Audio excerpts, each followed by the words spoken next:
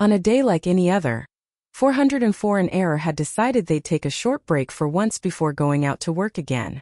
They were in the anti-void, Error sitting on his beanbag with 404 having made his own one with Error having a large chocolate bar in his hand and 404 eating chocolate chip cookies with a glass of milk whilst both watched under novella. Toriel.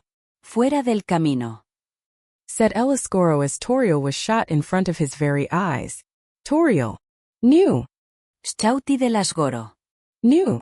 Toriel. Screamed Error whilst in a state of anguish with 404 looking on without much of an expression and mainly enjoying his cookies. Gore. Bastardos.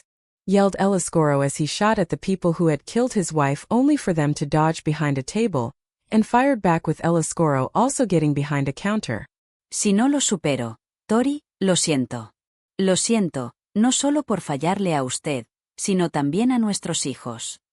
Said Eliscoro as he started firing back at the adversary. Eliscoro, please hold out. Undine is gonna make it there. Shouted Error as he started to bite into his chocolate bar. He then noticed he had ran out. Huh. Oh great, hold on. Said Error as he then opened a portal to the fridge of Underfell, and took one of the chocolate bars within it. Esto se ve mal para nuestro gran papá cabra. ¿Será capaz de derrotar a sus adversarios? ¿Vendrá alguien a rescatarlo? Enterate del próximo episodio de Undernovela. Announced the narrator before the episode then came to a close with the window then getting closed. No. You can't let me off on that cliffhanger. Shouted Error as he crushed the chocolate in his hand, and then ate it to relieve some stress. Huh, interesting. Said 404 as he dipped his cookies into his glass of milk, and then ate the cookie in one bite. Well, it was a short episode. Wanna try watching something else? Asked 404. Like what? Replied Error. You ever heard of anime? Asked 404. I always hear Alphys talk about it but I never looked into it. Why?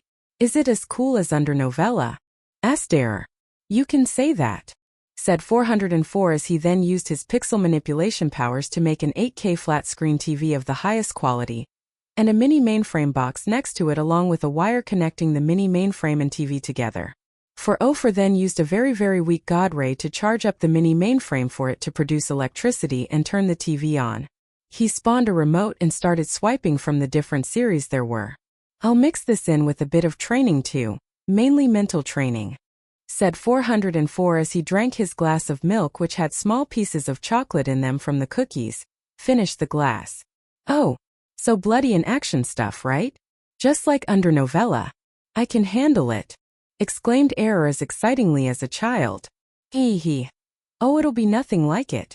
Said 404 as he then put on a certain anime with a boy that had hair covering his eyes. What does this anime contain? Asked Error in a curious tone. You'll see, the main plot will be there in a bit. Said 404. You've seen it before? Asked Error. Yeah, but you haven't and I don't mind watching it again. Besides, I forgot some of it anyway, so it'll be almost like a brand new experience for me as well, except it's with you. It'll also be a benefit to you. Said 404 with wink and a smile. Alright then. I can take whatever. She'll get ripped apart or something, right? I can take it. Repeated Error whilst raising his arms up. Ha. Such a man-child you are when it comes to shows. Well, hope you don't regret it. Said 404 as he then started the episode. Oh, one last question, what's the genre? Asked Error. Hentai. Responded 404. Never heard of such genre, can't wait to see what'll happen.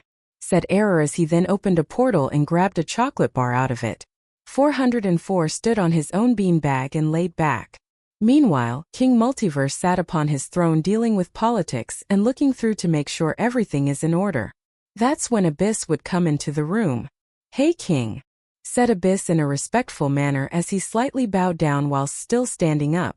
What is it, Abyss? Asked King Multiverse. Well, we found yet another AU genocider. Said Abyss. Sigh. I'm almost sick of how these worms can even manage to get out of their AU. Said King. We still have yet to find out.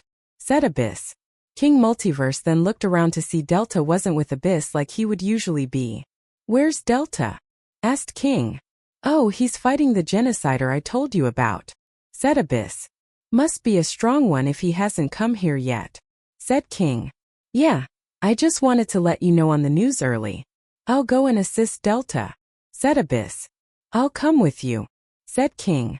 Oh well, if you so choose to, said Abyss as both teleported to the AU where the fight was taking place in. The trees howled with massive winds in the area, causing everything to get sent flying as Delta and Dust clashed. Delta then backed up and threw a bunch of bones, and he blitzed into the air so fast the sound barrier broke. Dust blocked Delta's bones with his own as he then jumped into the air, meeting Delta. Take this, said Dust as he then summoned a blaster and fired it, which Delta dodged just in it. The blast reached distant mountain and ended up completely pulverizing it. God damn, exclaimed Delta as he then landed back down with his hands on the floor. Dust charged at him only to get hit with a barrage of bones coming from the ground as he got knocked into multiple trees and ended up on the other side of the forest. Goddamn, said Delta with a smirk. He then blitzed over to Dust and attempted to punch him, only for Dust to dodge and use his blue magic on Delta's soul, and swinged his arm to send Delta flying backwards into the forest off the cliff of the mountain they were on, and caused a massive impact that destroyed 100 trees within the area. King Multiverse then arrived at the scenery with Abyss doing the same. King Multiverse then noticed the destruction around and Delta blitzing towards Dust as they once again clashed, causing a massive shockwave that violently shook the whole underground. King Multiverse then checked the Dust's LV, it was at 100. I can see why this Dust may be giving Delta some trouble, said King Multiverse as he then sat down on a nearby wooden log with Abyss walking towards the battlefield, only to be pulled back by King Multiverse with his chain, and had him sit down next to him. King, exclaimed Abyss. Sure, just watch, with all the training Delta has gone through, he can win this on his own, said King Multiverse. Delta then headbutt Dust and kicked him into the ground, causing a loud thump on the ground as Dust then quickly recovered and jumped up as he called in on multiple blasters, with all shooting at Delta, with Delta responding with summoning his own. The beams of the blasters clashed as a massive explosion engulfed the air, and even melted most of the snow from the mountain they were on.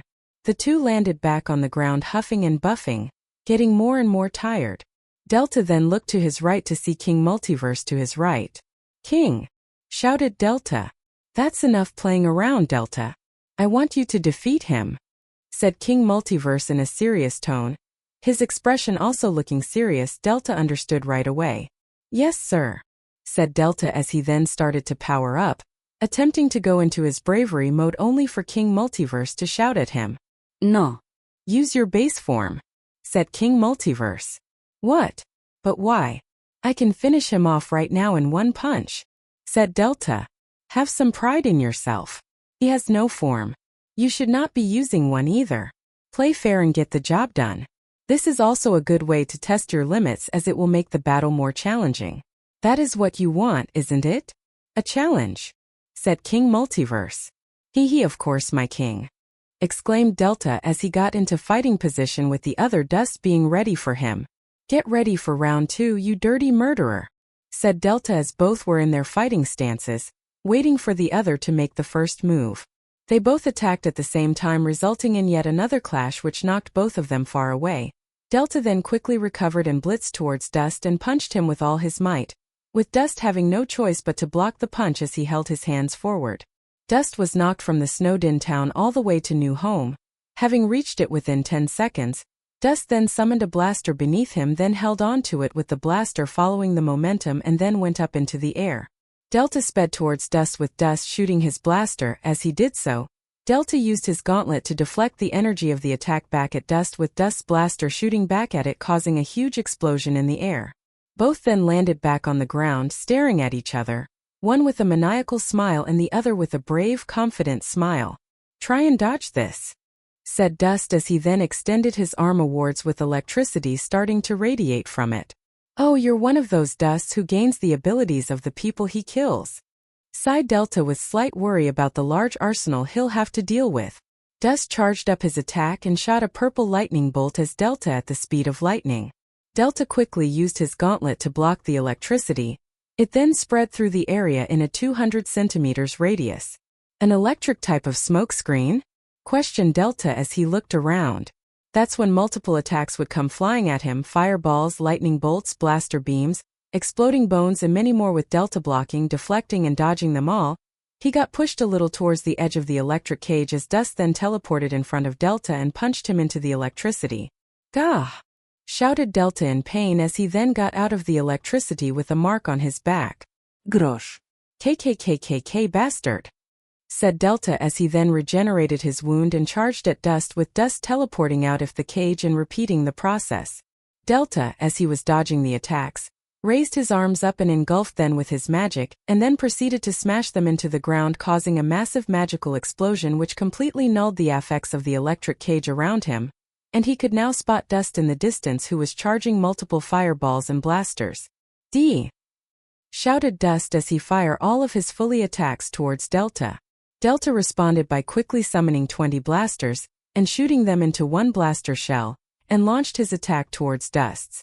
They had a clash with each other, both struggling to dominate the other's attack.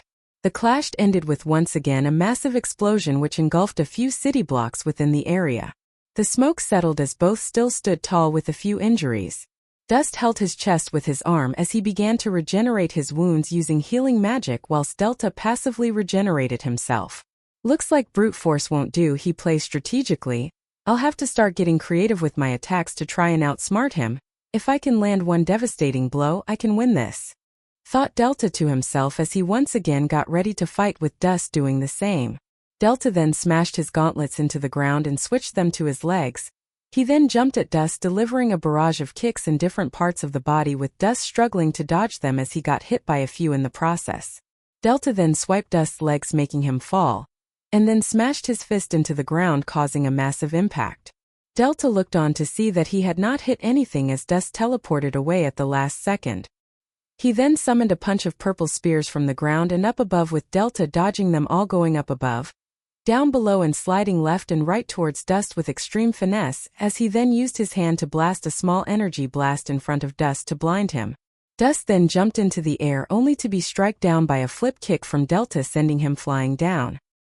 He recovered and then swiped his arm from his right to his left as a firewall was formed. Delta, however, did not care as he zoomed through the flames despite the injuries and connected a devastating spin kick to Dust's face, which caused his skull to crack and for him to spit out blood as he got sent into a city block in the distance. "Tisich!" exclaimed Dust as he then began healing himself, only for Delta to come in and punch him. Dust managed to dodge just in time, which resulted with Delta making contact with the city block and completely destroying it. Dust teleported away to have some time to heal his skull. He only got to heal a small bit before Delta teleported in front of him and roundhouse kicked him, which Dust then barely blocked with his left hand. He then stopped his healing and switched to his blue magic and threw Delta to the other side of the city as Dust himself teleported to the Judgment Hall and began healing himself while still being on guard. Delta quickly recovered as he then teleported back to where he'd last seen Dust, only to find him gone. "You aren't escaping," said Delta as he began to sense the underground for any magic signatures. He then sensed Dust only for his signature to disappear and reappear in front of Delta, having fully healed. Delta smiled as he once again got ready to fight, but was semi-surprised to see Dust with his hands in his pockets, not looking very fazed. "Why aren't you getting ready? Do you give up?" said Delta. Dust said nothing except pointed up into the. To Delta's horror, there were 10 blasters shooting into one place, charging up a massive ball of energy. Dust clicked his fingers and then teleported out of the area, with the energy ball falling onto the ground and causing a massive explosion. Delta then ran through the city, outrunning the nuclear explosion. The blaster bomb had destroyed the entire city with only ashes remaining. Delta had arrived at Waterfall on his run. Dust teleported in front of him and threw a bone at him, which Delta dodged. The bone then exploded with a bright purple glow as the waterfall they were on got engulfed in flames. Delta teleported away and shot multiple bones at Dust, which he dodged, the bones causing powerful shockwaves within the waterfall as it destroyed it upon contact from the bones, as King Multiverse and Abyss watched from the distance. "The fight's dragging a bit, don't you think?" said Abyss. "Doesn't matter. This is a great opportunity to test himself, besides it's fun to watch," said King Multiverse as he then opened a portal and grabbed a piece of chocolate from it and took a bite into it. "Hey!" shouted Delta as he gave out a powerful kick to Dust's ribs, causing him to go flying into the water. Delta stood above the water, waiting for Dust to resurface. "HM!" exclaimed Dust as he then looked up and saw Delta above him, waiting, although Delta couldn't see him. Dust then summoned 12 magical energy orbs around him as he backed up from them. He then sent each one up. There were bubbles forming on the surface as Delta then rushed towards them with his jetpack, expecting to see Dust, only to see an energy orb which he dodged at the last second. "Why you dash?" exclaimed Delta, only to get caught off by another orb which he dodged again, barely missing him. He then ascended a bit to have an easier time to dodge the energy orbs, with 10 more coming up, with Delta kicking them into nothing as well. "Fine. I'll come after you myself," said Delta in an annoyed tone as he then dived into the water. "Perfect," said Dust as he then teleported out of the water upon seeing Delta dive down. Delta looked around only to see no one. Confused, he looked up only to see the same nuke orb from before coming down on his. He quickly dashed out of the water as he flew away back to Snowdin with the nuke behind him even faster than before. Dust would then meet him as soon as he arrived with King Multiverse and Abyss back onto their log from before. "This is a lot harder than I thought, but I do have a plan. If I can just hit him with this, victory is assured," thought Delta as he then began charging up with electricity surrounding him. He then formed an energy orb which he then added his blue magic to, heavily amplifying it to resemble a small black hole, as Dust could feel the environment around him getting sucked in, making it harder to move whilst Delta remained unaffected. Delta's gauntlets then came back to his fists. He then charged at Dust with repetitive punches which Dust struggled to dodge, and then summoned a 3 bones in between them whilst launching them at Delta, who blocked them and then smashed them with his fists as he continuously charged at Dust, completely distracting him from the blue magic orb in the air as Dust was solely focused on dodging Delta. Bones were shot, blasters were dodged and collided with each other, with both giving it their all. Delta then gained some distance and formed a orange magical ball of energy, the size of his head, and sent it flying towards Dust, with Dust dodging out of the way only to be surprised that it stopped in place. "It's gonna track me down," thought Dust.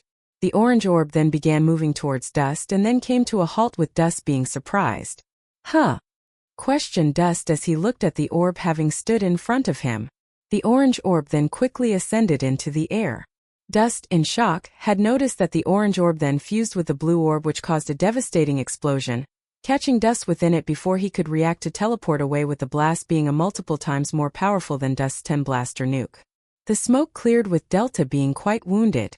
"Heh, first time ever actually trying a move from seeing it on TV," said Delta, seeing that Dust was blown to pieces with blood everywhere.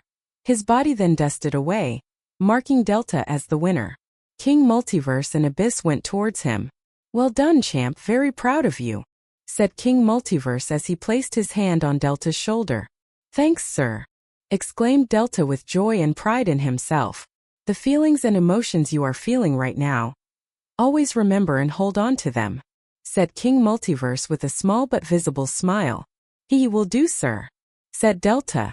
"Now I'd like you to use those feelings again, but in a fight, since now you are allowed to use your bravery mode," said King Multiverse. "Oh, sure? Is there some other criminal you need me to take over?" asked Delta.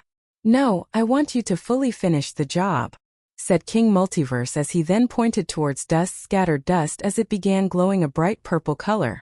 "You have got to be joking," said Delta with an annoyed tone. The purple glow got bigger and brighter until Dust came back to life, radiating a powerful purple aura.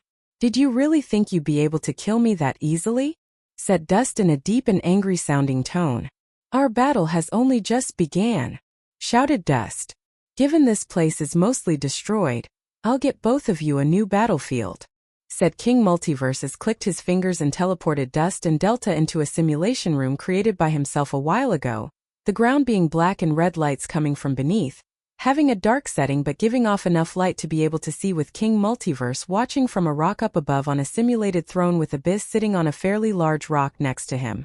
Delta then powered up into his bravery mode and got into fighting stance, with Dust letting off a bright glow from his eyes as he did the same in response.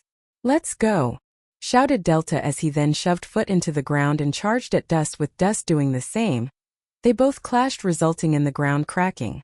Delta attempted to punch Dust only for Dust to dodge the attack and summon a bone from the ground, which knocked Delta back. As Delta was sliding across the floor, he ducked down and grabbed onto the ground and then propelled himself towards Dust at light speed, with Dust dodging out of the way. Delta then crashed into a distant mountain and onto the other side as he then bounced off another and back to Dust, who then dodged him again. Delta then grabbed the floor with his hand again and once again propelled himself back at Dust, and repeated the process with Dust continuously dodging, with Delta getting faster and faster each time. Dust then jumped up into the air as he rained down multiple purple bones, with all of them exploding to the same degree his 10 blaster nuke did before. Delta, like before, outran them and went further into the battlefield away from the explosions. That's when Dust would teleport in front of him and throw a punch, with Delta doing the same, resulting in them once again clashing and causing a huge crater in the ground bigger than the continent of Africa. Both jumped and backed up from each other to gain some distance. I'm surprised we didn't destroy this place yet. How big is this place? Delta thought to himself. This place is infinite in size. Feel free to run as far as you want and cause as much destruction as you like.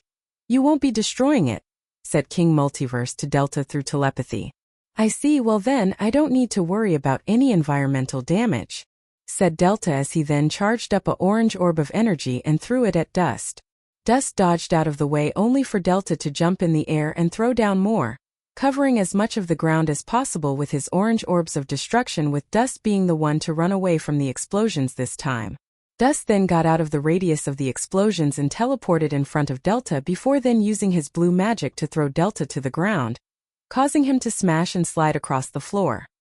He then recovered and looked up to see Dust standing on a blaster with 50 others surrounding him, as Dust then, without any hesitation, fired them all towards Delta.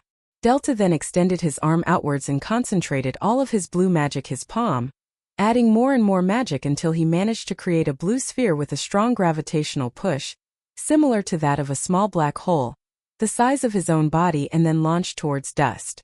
The black hole-like attack engulfed the energy of the blasters and moved towards Dust at the speed of light. "Tisich!" exclaimed Dust as he quickly teleported out of the way and back down onto the floor, with the black hole-like attack going into the air and staying there. Dust then noticed his soul becoming blue as he then got dragged over to Delta, who palm-striked him in the body and skull 5 times before then delivering a thunderous punch to the jaw to finish off the combo with, which sent Dust flying towards the direction of the blue orb. Dust, just in time, noticed he was heading towards the blue orb, to which he then quickly teleported from the area in front of Delta, and delivered an earth-splitting strike to Delta's nose, which sent Delta flying into a nearby mountain. Dust then followed that up with a massive purple bone which made direct contact with Delta, and causing an explosion with massive purple flames. The impact was so powerful it covered thousands of miles worth of the ground with smoke everywhere. Dust patiently waited to see if Delta was still up, whilst he himself would recover his stamina a bit in the meantime. Dust, once again, noticed his soul become blue. However, this time he shook off the effects from his soul and backed up only for Delta to end up behind him, to Dust's surprise. "Rah!" shouted Delta as he then kicked Dust in the back with such force, he sent him across the entire hole Dust had created with his previous attack. Delta teleported to the other side and attempted to kick Dust in the back and into the air once more. However, Dust ended up dodging the attack and blitzed behind Delta, who expected it, and then proceeded to apply blue magic to Dust's soul once again, sending him up above and this time successfully into the blue orb. "Gah!" Dust screamed in pain as he could feel his bones getting stretched more and more. Delta then charged up his orange magic to then make his iconic magical orange orb attack, this time even bigger than before. He then threw the orb at the blue orb, which engulfed Dust and caused an enormous explosion stronger than his clash with Dust from before. The smoke remained in the air, with Dust falling from it and onto the floor with a cracked skull and a few missing pieces of his body, pelvis, and skull. Although alive, he fell unconscious. Delta then raised his hand upwards in a way to signify victory, for real this time, as he then powered back down to his base. "Phew! That was intense!" shouted Delta as his body began regenerating itself from the injuries from all the physical and magical attacks he had received. King Multiverse and Abyss then descended down to the battlefield, with King Multiverse applauding. "Well done, a marvelous show from you, Delta," said King Multiverse in a rather satisfied and proud tone. "It was nothing, King," said Delta as he put his hand behind his skull and scratched his head despite not feeling itchy. King Multiverse then used his green chain on Dust to heal his body. Once that was done, he used his blue ones to chain him up. "Alright, that's that. Abyss, you go back to the AU and restore the life within it. Your cells should be advanced enough to do that. Once you're done, meet me back at my throne, said King Multiverse.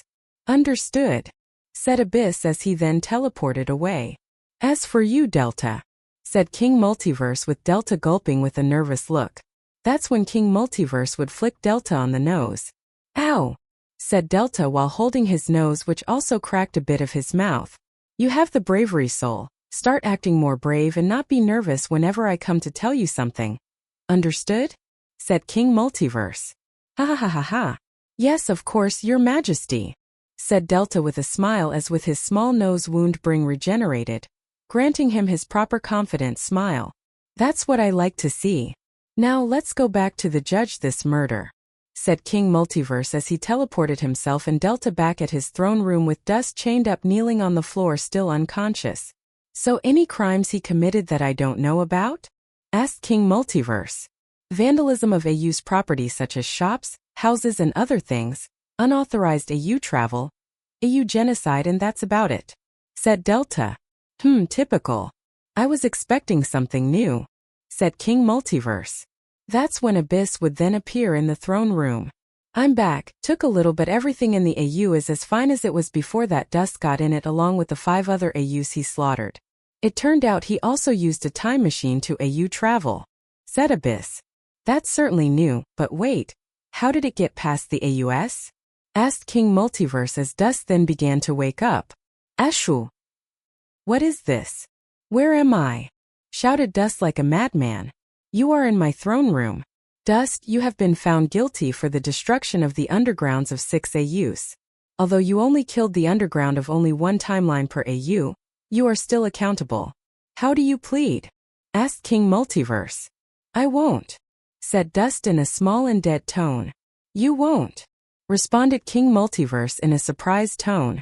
No, I am rightfully guilty. Even though I did all of this to save my AU from the human, I can't deny my crimes, said Dust looking at King Multiverse's feet.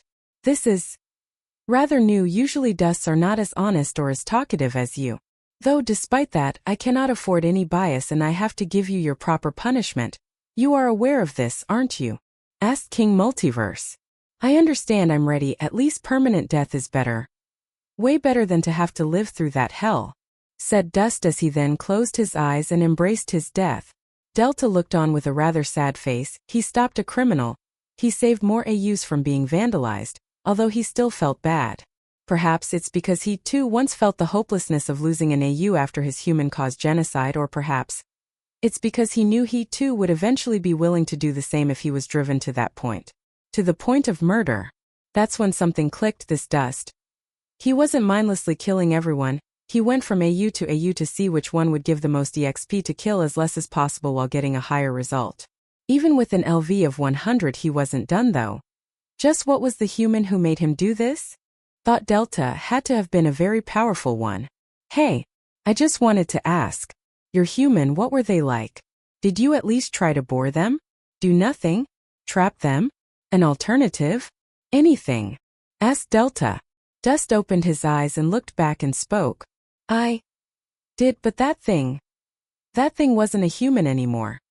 If you guys are guards that go around AU seeking genociders, then if by chance you decide to go to my timeline, bring the king with you. You won't succeed without him, said Dust before then facing towards King Multiverse again. A few chills went down Delta's spine, even getting a flashback to his own Chara, who no longer was a human either, and what they had done. Perhaps he wasn't totally in the wrong. King Multiverse then stuck his hand out and pointed at Dust's forehead as he then began charging a dot of energy. An interesting claim to have me head over there. I'll grant you your wish and will look into the matter sometime if that makes you feel any better, said King Multiverse with a straight face. Thank you, replied Dust before then closing his eyes for the last time. King Multiverse then noticed a face sticking out from the corner of his eye, one that looked familiar. He quickly looked to his right side but saw nothing. Is everything okay, King? Asked Abyss. It's nothing, just thought I saw something, or rather someone, said King Multiverse in a state of suspicion. He then fully charged his dot as he got ready to fire. Goodbye, Dust, said King Multiverse as he then shot Dust through his skull, and then obliterated his whole body with only his chains remaining, which eventually disappeared too. I'll be taking a nap, it's enough work for today. You two can have a break and do whatever you want. We'll investigate the matter of this inhumane human some other time. I have one more mission after this. I'll let you know when it's time," said King Multiverse as he then headed to his throne, and would then lay his head on the side of his throne where he'd usually have his hand. Delta and Abyss left the throne room with Abyss saying, "Great job out there, Delts," said Abyss. "Hey, yeah, thanks," responded Delta in a slightly upset manner. "You feel bad for that dust, don't you?" asked Abyss. "Yeah." After hearing that and the fact even at an LV of 100 he still wasn't confident he would win, I have my doubts too. I've had a Chara who managed to destroy my whole timeline. What if his was similar to that, and is going after other AUs now that no one is keeping them busy? Asked Delta. Well, don't be sad. He's likely going to be one of the few dusts that don't end up in hell, which means he's in a much better place. And don't worry about that human. We'll get Reaper to help us with it if things get majorly bad, said Abyss. Maybe, said Delta in an unsure manner. Hey, look, it'll be fine. How about we go to the Omega timeline and grab ourselves some food? My treat, said Abyss. I'd like that, answered Delta with a smile once again forming on his face. All right then, let's go, exclaimed Abyss as they then made their way to the Omega timeline. King Multiverse then woke a while later from his nap, ready to start another day of politics, watching over AUs to make sure they're all as they should be and see if there are any criminals are left on the loose that break the laws of the multiverse. He got up, stretched, cracked his back and then sat back down as he spawned to his digital screen as he swiped through it looking at the AUs. Alright, let's see here, said King Multiverse as he swiped through the AU and saw Underswap. He then looked through its code only to find something very strange. All the code for the inhabitants of the AU had disappeared. What the? Said King Multiverse in confusion. He then checked the other AUs to make sure it wasn't some time a virus that spread and affected the other AUs. To his horror, it appeared to have been the case. No, said King Multiverse as he then got up and teleported to Underswap in the ruins filled with dust. He tried getting a magic or energy signature. Monsters, humans, someone, anyone. But nobody was there. What the hell is happening? Said King Multiverse in even more confusion. He then teleported to the Omega timeline to see if Core knew anything about it. They were omnipresent throughout the multiverse after all, so they would know why everyone in it is missing, right? Or perhaps everyone was in the Omega timeline. As soon as King Multiverse arrived, his eyes widened and his body started trembling like never before with his mouth open from shock as he fell to his knees, covering his mouth as he felt a feeling of nausea come over him. All the inhabitants of the Omega timeline had been mutilated, blood and dust everywhere, bodies chopped into pieces, hanged up, beaten and skinned with all the houses being destroyed and covered in dust and blood along with the clouds having gone from a bright and beautiful blue to a cold, ugly, and terrifying dark gray with thunder being heard and lightning occasionally striking down. King Multiverse shakily got up and moved towards the mutilated bodies. He then saw Core Frisk whose body was severed into pieces. W.no. See Core, you can't be dead. The multiverse is still here. You're supposed to still be alive, shouted King Multiverse as he then reached down and looked into Core Frisk's cut-up body along with the lifeless expression of their head. He then ascended into the air and looked around to see all the dead bodies. The Epic Tail cast were all killed, with the Epic Eyes missing from Epic Gaster's eye sockets. The Underswap cast was mutilated. The Underfell cast were all chopped to pieces. The Story Shift cast all ripped apart. Even Ink was there too, dead. But some people were missing. The cast of Abysstale were all there, except for Abyss himself along with Delta. Delta and the other guards. They aren't here. Neither is Error. Maybe they can be alive. If Error is still around, then so should be 404. Right? Surely he can tell me what happened, said King Multiverse as he then teleported into the anti-void. As soon as he stepped in, he got a feeling of nausea once again. He looked around to see the anti-void not look the same as it once was. It was all black with dark green fog within it. Oh no, said King Multiverse worryingly as he then walked further into the anti-void. He walked, and walked, and walked for what felt like an eternity. He couldn't sense anything here either. Is Error dead too? Thought King Multiverse as he grew more and more worried, not knowing what to do. This is his multiverse, his people, how could he let this happen? He asked himself that as he got lost in his thoughts. Eventually his leg stubbed into something. He woke up to reality and looked in horror as he saw Delta and the rest of the guards in a circle, all of them mutilated with Abyss having been cut into 4 pieces, Reaper decapitated, Dream ripped apart, and many more, along with Delta having been cut in half. King Multiverse then slowly approached them with his hands shaking at the sight of his valuable guards having perished before his very eyes. He then kneeled down to Delta and slowly grabbed his sweater. "Why?" asked King Multiverse in a shook voice as he then clenched onto Delta's sweater, anguishing and for the first time feeling great guilt and compassion for his people, and in this case his valuable guards. He stood up and looked down with his eyes closed, giving a moment for his passing guards as he then continued forward. He then saw something else in the distance. It was Blue Jacket. Hope had resurfaced within King Multiverse. "It's 404. Thought King Multiverse to himself as he rushed over to him. 404 was sitting down in his beanbag along with Error watching anime. 404. "Error. We have a major problem," shouted King Multiverse. No response came from 404 and Error as they stood in silence and watched their series.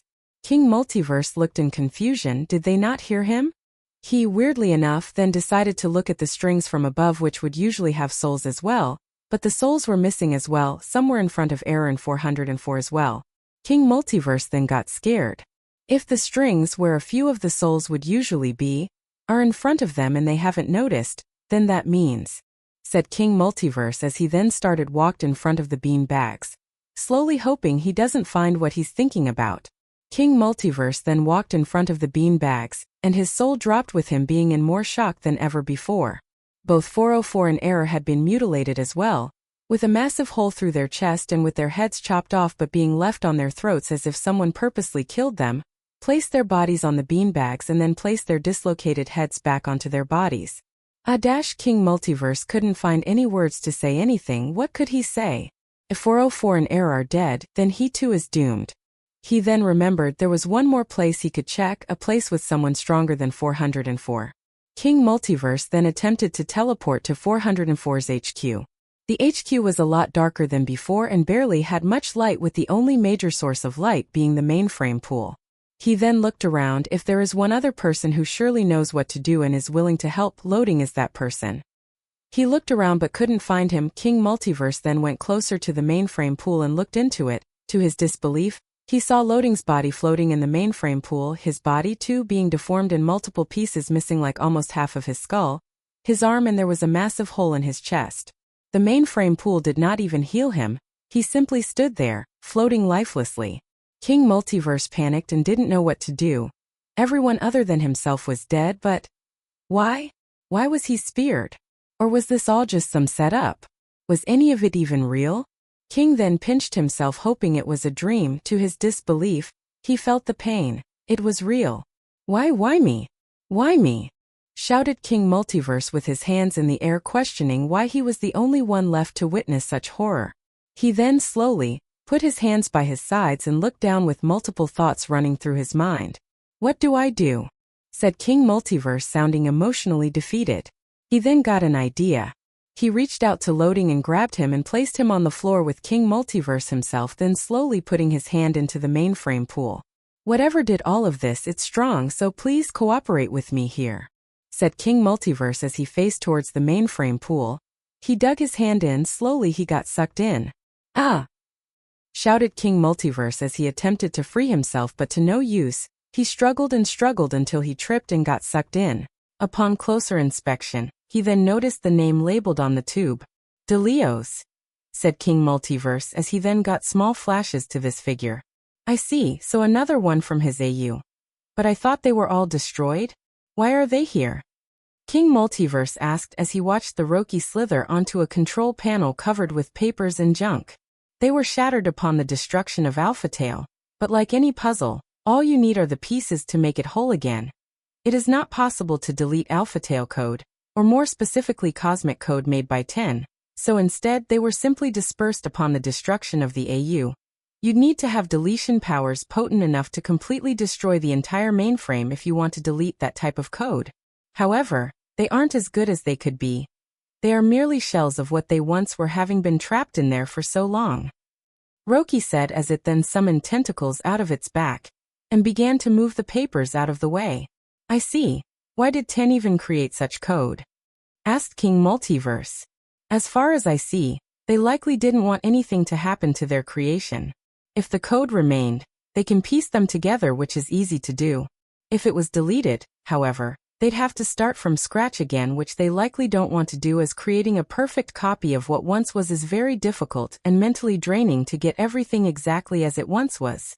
It's like a story creator making an AU. If it gets deleted and they try remaking it, it very likely isn't going to be the same.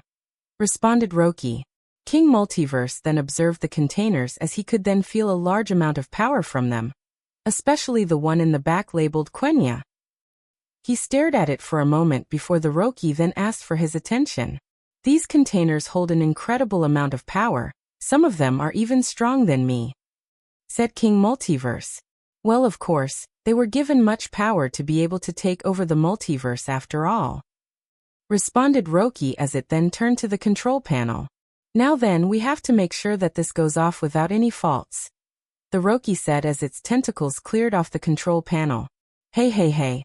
I don't know what the hell it is you're planning to do, but whatever it is doesn't look safe, King Multiverse said with worry in his voice as he then picked Roki up.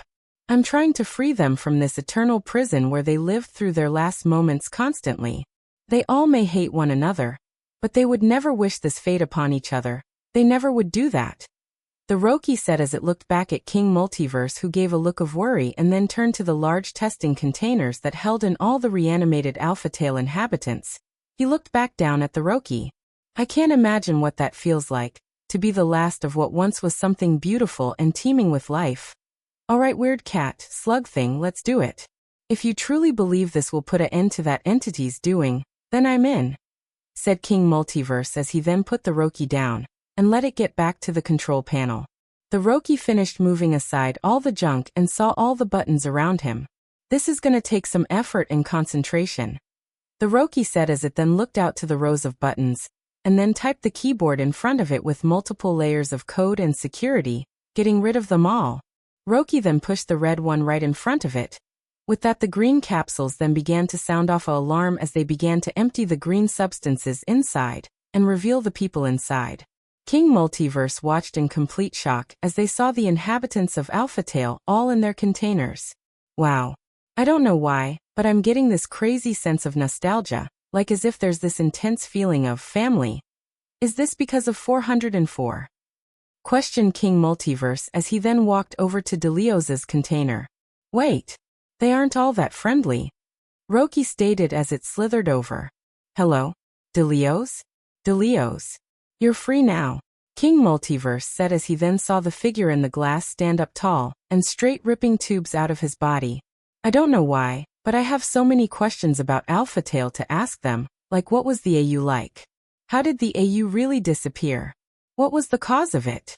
But before King Multiverse could finish his sentence, an arm shot out of the testing tube, shattering glass all over the place, grabbing him by the throat. Touch, eat, gulp, subject. King Multiverse giggled nervously as he stared at the rage-filled eyes of Delios. Where are Jacob and Ares? Delios growled. I don't know who those people but immediately before King Multiverse could finish his sentence, Delios chucked him at the control panel with extreme force. What the hell is wrong with you? King Multiverse shouted, only to have Delios grab him by the skull and smash his head through the control panel. Don't lie to me, you Oreo-looking fool. Now tell me where I can find them, or I'll rip your goddamn head off, Delios shouted as he lifted up King Multiverse, squeezing his skull. Talk while you still can, Delios threatened. Enough, shouted King Multiverse in an angry tone as he then grabbed Delios's hands and pushing them away from his head, which resulted in him freeing himself from the grip. He's actually quite strong, thought King Multiverse to himself, as he had to put some effort into pushing Delios back, with Delios then trying to back up. Unhand me, you multi-shaded minority, shouted Delios as King Multiverse then let go of him, which caused Delios to step back and then summon his hammer, with King Multiverse then getting ready to fight. Delios, enough, said a voice behind them. Delios and King Multiverse looked down to see the Roki slithering over to them. You, Delios said as he looked down. He is not our enemy this day, 10 is, the Roki said. DeLeos then looked down and began to think things over. He thought on his last moments in Alpha Tale, and then looked to King Multiverse as he then put him hammer away. King Multiverse then looked at the control panel. Well, that's gonna leave a mark. So DeLeos, nice name, I'm King Multiverse. Nice to meet you. King Multiverse said as he extended his arm outwards to shake DeLeos' hand, with DeLeos hesitantly and slowly shaking his hand. DeLeos then turned over to Rocky. Tell me, Rock, what is this? What's going on? 1 minute everything is dark, I'm walking in this pitch-black void, and now I'm awake and you're telling me our enemy is 10. DeLeos said with confusion. The Rocky then began to explain the situation. Alright, I hear what you're saying, but this still doesn't change the fact that we have no way to beat 10. They control everything Alpha Tale. If I was to help you, they'd just use me against you guys. DeLeos said with a sigh. You're right, but we can think of something whilst you're still with us, so try and enjoy your freedom while it lasts. The Rocky responded. DeLeos squeezed his hands. Freedom, is this what it feels like? DeLeos said as he looked at his hand. What's it feel like? King Multiverse asked. Like, having a Walmart discount card revoked. DeLeos described as he then looked to King Multiverse. So basically like any other day. Said King Multiverse. Yup. Responded DeLeos. I don't know anything about you, but I want to apologize for before. I acted rashly and I'll admit that I have a problem, but now that I'm free, we can finally start taking care of the important things at hand. DeLeos said as he then looked over to Rocky. Oh yeah, and you still have yet to tell me what happens to us if we even best 10, and how we can even manage it. The only outcome I see in this mission is death or enslavement. DeLeos said. It is a possibility, but we can do something if we perhaps gather strong people from the multiverse and have our king here help out. Rocky said as they slithered around under King. Enslavement, huh? Sounds a lot like something I'm familiar with. King Multiverse said as he then touched the right side of his face. My face wasn't always like this. King Multiverse said as he looked down. Rocky and DeLeos looking on, with Rocky feeling like it understood that feeling whilst DeLeos was oblivious. There's nothing wrong with half being black, lad. Just means you're a little different than the others. Besides, you get to have white privileges and get to say the N-word. DeLeos remarked with a smirk.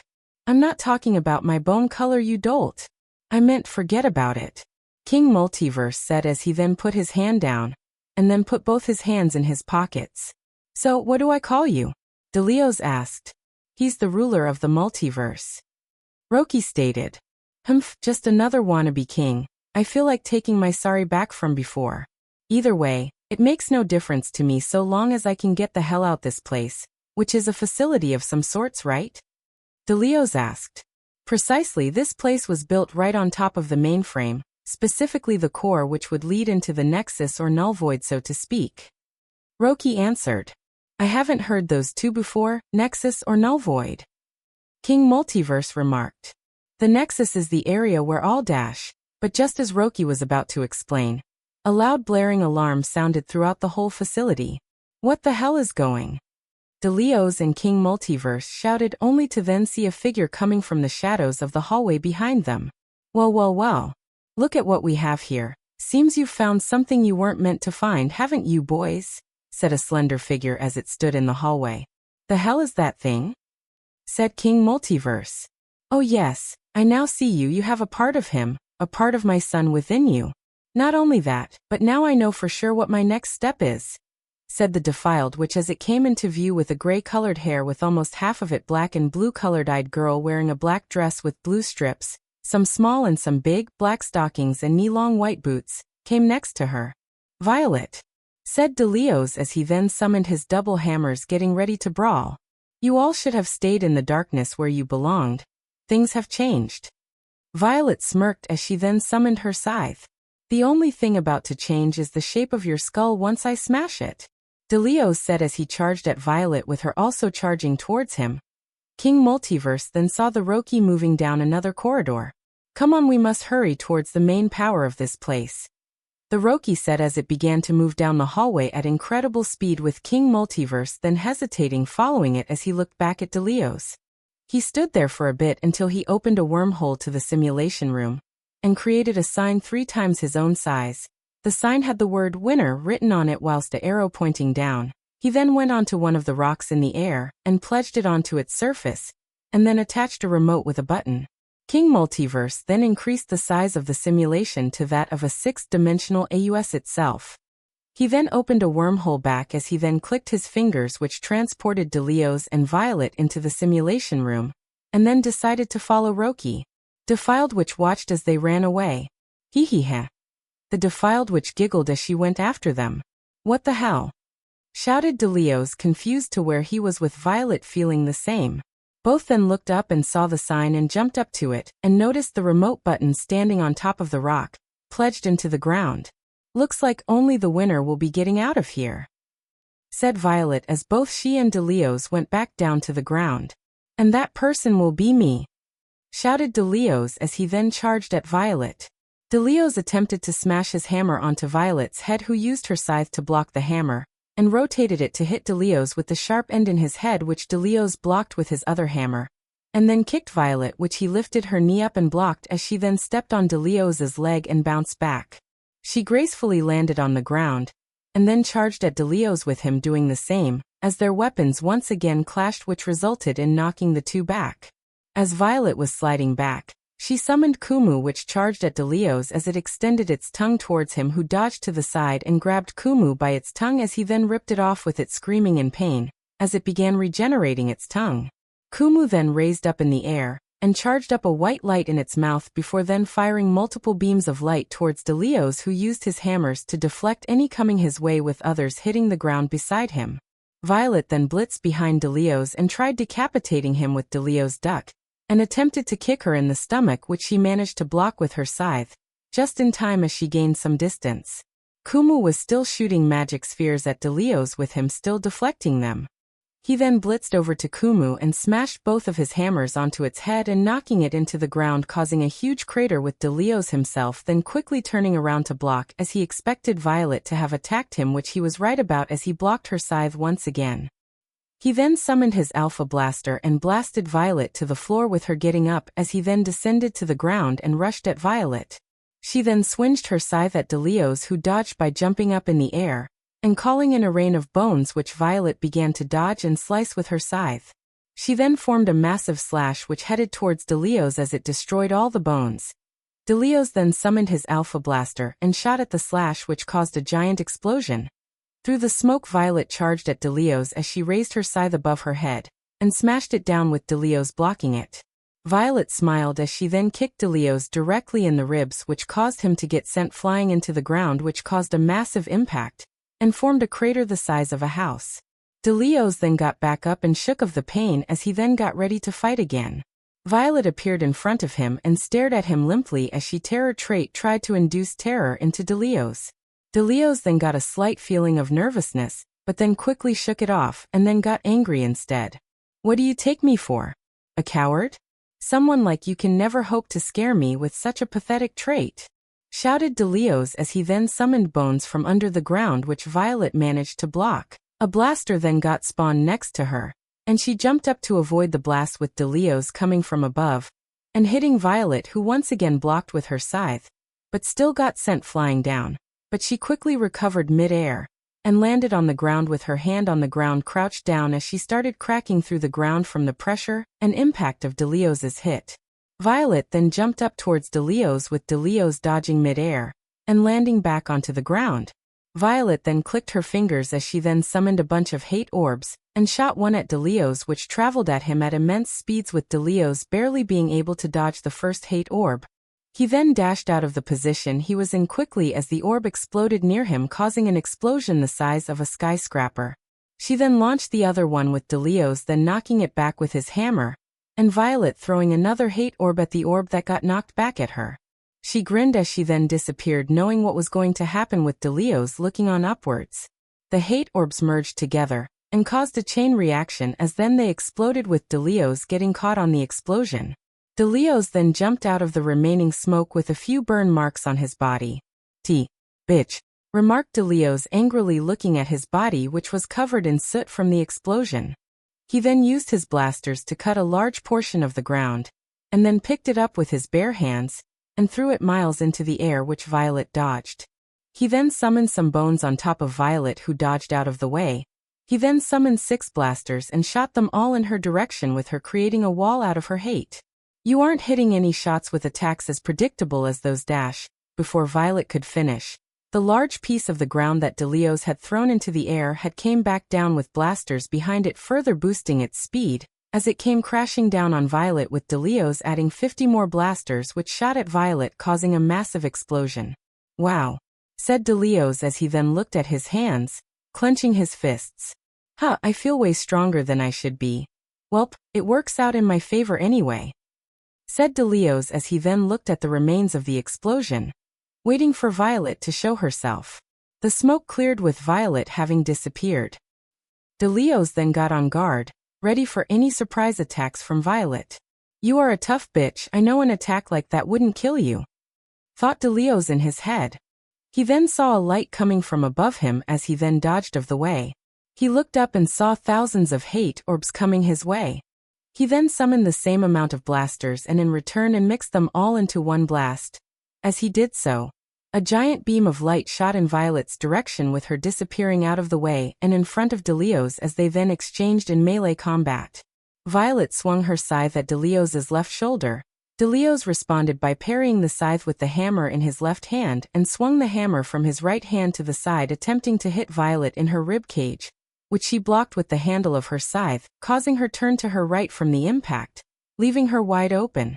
"Got you," shouted Delios as he then winded his right hand backwards, ready to strike Violet again. That's when Violet summoned Kumu, which charged at Delios, attempting to eat him, with Delios holding its mouth open with both of his hands and his right leg. Violet then took this opportunity to go behind Delios and attempt to slice him. Delios, in response, summoned bones from behind him, which launched Violet away.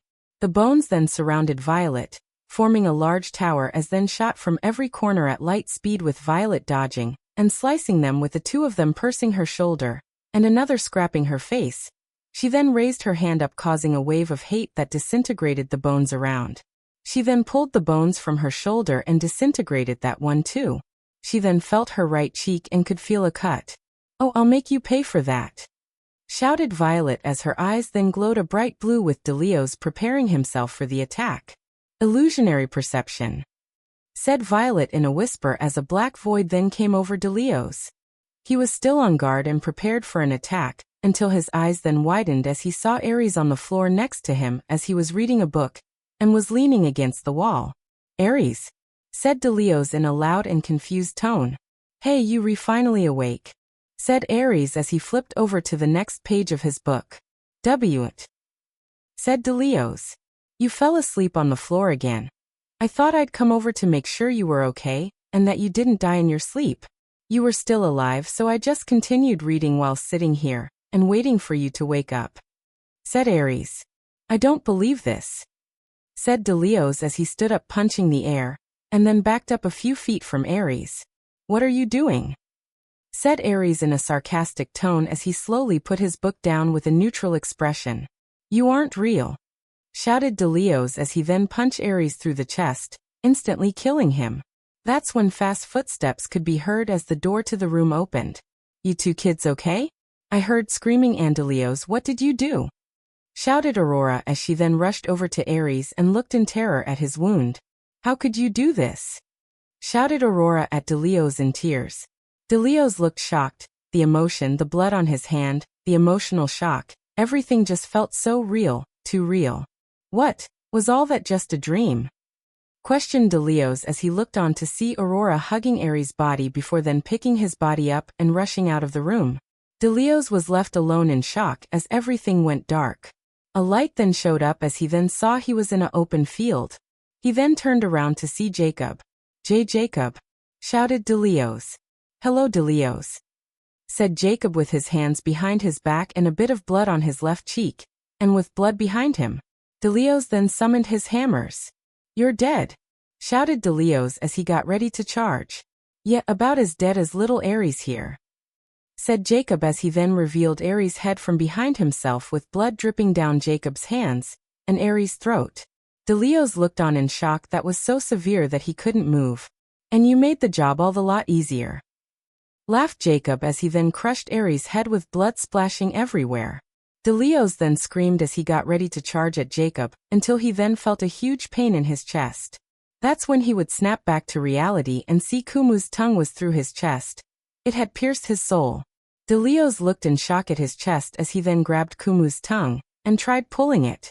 If you wanted to have that pulled out, all you had to do was ask, shouted Violet as she then extended her arm out, and then back towards herself, which caused Kumu's tongue to pull out Delios' soul.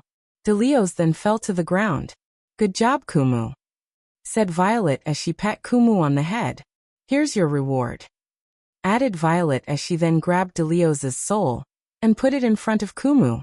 Kumu moved its tongue across its lips as it then bit down only to bite nothing as the soul would go back into Delios' body. What? Shouted Violet in confusion. Delios then slowly got up with the hole in his soul and chest having regenerated. HHH. You will regret that, said Delios as he then summoned his hammers with Violet summoning her scythe in response. He still survived. Looks like I can't afford to just do minor injuries like those. I'll have to completely pulverize his entire being, said Violet as she got ready for battle. Delios rushed towards Violet and swinged his hammer with her dodging out of the way. She then swinged her scythe at Delios, who dodged it by jumping in the air. It's time to end this, said Delios as he then summoned thousands of alpha blasters, which he then shot into his hammers, giving them a powerful glow. He then shot the blasters at Violet, who looked up and smiled widely at the blasters. Rhabdophobia, said Violet as the blasts then stopped and all of Delios' blasters were on Violet's side and controlled by her now. Delios then landed on the ground and looked on. It is indeed time to end this, and this will end with you getting obliterated by your own blasters, shouted Violet as she then shot the alpha blasters. Delios then ran towards them with his hammers in his hands, as he parried some of the blasts and dodged others, with the ground getting destroyed and multiple pieces of the ground going mid-air with Delios following as well. Delios jumped from rock to rock along with dodging and parrying the blasts from his blasters as he got closer and closer to Violet. Violet then summoned a bunch of hate orbs and added them to the chaos from the blasters, causing more explosions, which caused Delios to jump all the way up and dive headfirst towards her. You can't dodge a massive blast mid-air, said Violet as she then combined the blasters into one bigger one that was 10x her size. Game over, shouted Violet as she shot the big blaster at Delios. Much to Violet's shock, Delios used his hammers to slide on top of the beam and made his way down. Ah! Delios shouted as he then smashed his hammers onto Violet, who used her scythe to attempt to block, but it broke and the hammers fully hit her. The impact from the hammers was so big that it had destroyed the entire simulation they were in, and they were thrown back to the laboratory room they were previously in, with Violet on the ground and Delios standing tall. Dirty witch, exclaimed Delios as he looked at Violet's mutilated body as he huffed and buffed. Much to Delios' surprise, Violet regenerated the upper part of her body and got back up as she then summoned her scythe. Get your hammers back out, said Violet with a large grin on her face, with Delios huffing and buffing as he began worrying. Back with King Multiverse. He ran through the hallway trying to catch up to Roki, but couldn't see them due to the darkness, and there being barely any light. He then heard voices from behind him. His soul skipped a glow as he got flashbacks to his nightmare, getting chased in the darkness. King Multiverse started to sprint even faster, as if he was running for his life rather than to catch up. He looked back and saw the defiled witch chasing after him with its glowing smile. Screamed King Multiverse as he then ran even faster than before. He then clicked his fingers to try and teleport the defiled witch to his simulation room. It didn't work. No, not again, said King Multiverse as he remembered this was just like in his nightmare, losing his powers, or so he thought. He ran and ran until he eventually spotted Roki. What and where is the source to this place? King Multiverse shouted, running behind the Roki. Something linked to Tenno Kami themselves, however, due to the fact this is so close to the mainframe. If we use it to disconnect them from this place, they will have no other place to go other than their small pocket dimension they have in this multiverse. So once that's over, you lot will face them there, Roki said. As Roki finished its sentence, suddenly, a Gaster hand then grabbed onto it, pulling it back with King Multiverse then catching it, and throwing the hand back behind him. The Roki then went on his shoulder as he and the Roki turned around to face the defiled witch. More Gaster hands would then appear which grabbed King Multiverse, as he then hallucinated them as tentacles. Get off, get off, get off, get off! Shouted King Multiverse as he then tried summoning his chains which destroyed the hands one by one. He then summoned a blaster towards the defiled witch which knocked her back a bit with King Multiverse relieved that he still had access to his abilities as he continued to run for his life. You know something, boy, we can try as much as we want to change the world, to better it, to make it more than what it ever has or could be. But in the end, when the earth begins to settle and the formalities become normality and peace is finally achieved, God throws a stone at us. The defiled witch said as its eyes stared at King Multiverse and the Roki down the hall. It caught up again. What is it that you're seeking here? Some darker truth? Or perhaps you want to join these old relics down here? The defiled witch said with a dark grin as it summoned giant hands next to itself. This place, the experiments and those Alphatale inhabitants, what exactly are you planning to do? Dominate the multiverse? Destroy or control all the AUs? Whatever other evil plan that I can't list. King Multiverse said with noticeable panic and anger mixed into his voice. That's not information that you need to know. The defiled witch said as it sent out large hands to go and try to crush King Multiverse and the Roki. King Multiverse used his chains to stop them only for one of them to send out a ray beam out its fingertip shooting him, and sending him flying backwards down the hall, and skidding against the tiles. The Roki used its tentacles to stop them from rolling any further. King focus, said the Roki as it looked further ahead at the defiled witch as it sent more hands after them. Forget about it, we're not beating them, we need to go deeper in this facility, said the Roki as it used its tentacles to send King Multiverse down the other rest of the hallway. Hey, wait a minute, what about Delios and Dash? King Multiverse was cut off by another ray beam almost hitting him with King Multiverse himself barely managing to dodge it. Never mind. King Multiverse shouted as he approached an elevator at the end of the hallway. King Multiverse kept mashing the button for the elevator to come down as ray beams kept trying to hit him with the Roki using its tentacles to block the oncoming attacks until the elevator opened letting them inside. King Multiverse looked down at the buttons and pressed the AR button in a rush of panic without even noticing the sticky note next to it saying, not to press the button. It's not until the door closed that he noticed the note. Shit. Well, at least we got away from that thing. That's all I care about right now. King Multiverse said as he sat down on the elevator floor as he took a few breaths and took a moment to calm down. Across the mainframe facility, Delios was leaning against a wall exhausted as he hid from Violet who was searching the halls for him. Delios gave a sigh of relief as he watched Violet go down another hallway. Thank goodness. Delios said only for the large white blob Kumu to come phasing through the wall next to him staring right at him. They shared a look. Delios then smashed his hammer against it turning it into paste against the walls and floor only for all of the guck everywhere to turn into spikes stabbing him into the wall. Ack. Damn thing. Delios shrieked as he struggled to free himself before he heard boots coming down the hallway only to see Violet turn the corner with a smirk. Good boy, Kumu. In exchange I'll let you finish him off. Violet chuckled as she stared at Delios with a wicked smile.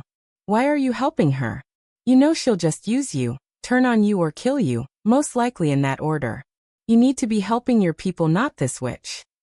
Delios struggled to say as he stared at Violet who looked unamused.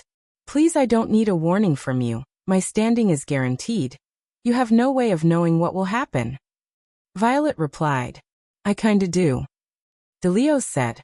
Shut up. Violet shouted as she then got her soul spear from Kumu. I'm gonna obliterate your body and soul for that stunt you pulled off earlier, Bone Man.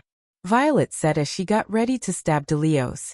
Suddenly a giant spear stabbed Violet sending her through dozen walls with Kumu worried as it followed her and dropping Delios. Delios looked through the holes to Violet stuck on a wall, and then turned his head down the other way to see a lady with armor on. Captain Quenya. Man, am I glad to see you. I see whatever side effects those containers gave you were off pretty easily. Delios said as he walked to her. Side effects? Whatever, forget about that. What is this place and why is there some weird, bleached bitch trying to kill you? Quenya asked. Delios explained to her all he could in whatever fashion he could. Violet removed the spear from her abdomen with Kumu healing her from her wound. Violet then stared at Quenya and Delios in the hallway. "You!" shouted Violet, getting Delios and Quenya's attention easily. "That spear's actually hurt. That spear actually hurt," shouted Violet as she knocked off the walls from her aura. "I'm gonna rip out your gills along with you stupid bone man's head," Violet shouted in anger as Kumu became Violet's scythe. "Talk about angsty," Quenya said, cringing. "Trust me, I don't think we'll be seeing the last of it." Delios replied. "Stop ignoring me," Violet shouted as she then ran towards them at full speed, only for Quenya to move faster, kneeing her in the gut and smashing her head through a wall, knocking her out cold. "You had trouble with this?" Quenya said as she dropped Violet on the ground. "Okay, there was like 2 of them at first and one of them had like a crap ton of spikes, shot a bunch of shit, and I wasted my stamina on an attack hoping to kill her without thinking her regeneration wouldn't be a problem if she was knocked out. That's not my fault," Delios said. "You need to get back to training instead of trying to bone a robot. Speaking of which, where are the others?" Quenya asked, with Delios giving her nothing but a simple shrug. On the far upper levels of the facility, Aurora and Muffet were making their way through some dark hallways. Luckily, Aurora was lighting it up with her bright inner circuits as they traveled through the place. As they walked through the place, they came across a plethora of labs and broom closets filled with extra stuff and questionable things. They came across a room filled with nothing but clones of Adam, and one filled with a bunch of test tubes with random humans in them. Another room with hundreds of birds. Just birds, and the next room they checked was filled with clocks, each ticking at a different time, hour and speed being different, although it was somehow harmonic on how it all sounded. "This is ludicrous. Look at all these damn rooms. We're never gonna be able to find our way like this, much less anyone or our friends," Muffet shouted, pissed. "Our friends? Excuse me, darling, but last I checked you betrayed us all for some bitch to a better future where Wendy wasn't involved. Which remind me, dearie, make any sudden moves against me here, or if you even think about escaping, I'll blow you another hole in your damn chest, you hear?" Aurora asked, raising her voice, only for Muffet to look at her pissed and continue to float down the hallway. "Now then, any idea of what this place even is? And do you think you can sense Frisk and Chara anywhere? Or the others?" asked Aurora, slightly worried. "No, I can't feel their magic anywhere here. At least not at whatever distance we are from them. Then again, this place could also act as some sort of dampener to my ability to sense other magic users," Muffet said as she looked around and down a hallway. "What?" said Aurora, looked at her with an expression of confusion, as she didn't quite understand. Muffet looked back at her and sighed. "It means I just can't sense where they are. This place most likely stops me from being able to do that," Muffet said in the most clearest way she could. "Thanks," Aurora replied as she kept walking with her heels clicking along the tiles. "Being in those containers must have really messed up your circuits," said Muffet as both she and Aurora continued walking. However, suddenly a room door burst open with a skeleton pushing its way out. The skeleton wore a white jacket with black fur on it, and had on a weird face-like mask that donned a smile upon it. Aurora and Muffet stared at the figure for a moment, until it also looked down the hall towards them. Aurora said. "More damn skeletons. I swear God is tormenting us," Muffet shouted with irritation, only for the skeleton down the hall to wipe out a knife and begin to run towards them. "Looks like he wants to fight," Aurora said as she prepared herself. "You know how to battle?" Muffet asked. "Please," Aurora said as her heels turned into flat tops, allowing for more mobility, movement and grip. "I'm the strongest in the universe, and more good-looking as well," Aurora said as she then got up to laugh a bit, much to Muffet's disliking. The skeleton then teleported behind Aurora to stab her, only for him to strike her nothing but air and for Aurora to already be behind him.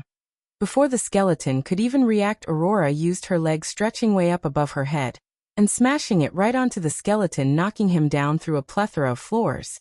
"Whoa," Muffet said as she looked down to see the skeleton went through about 6 floors with just one kick, and was hardly kept together from the attack. "He's not getting up anytime soon, let's go," Aurora said as she jumped over the hole and blitzed her way down the hall. "Hey, look here, Flash. I ain't that fast," Muffet shouted. Aurora then blitzed back, grabbed Muffet's arm and blitzed back in the other direction. You could at least warn me," shouted Muffet as she was getting pushed back by the force from Aurora's speed. Muffet then began flying herself as she then freed her hand from Aurora's. "I don't need you to carry me," shouted Muffet. "Suit yourself, dear," said Aurora as she picked up the pace with Muffet trying to catch up.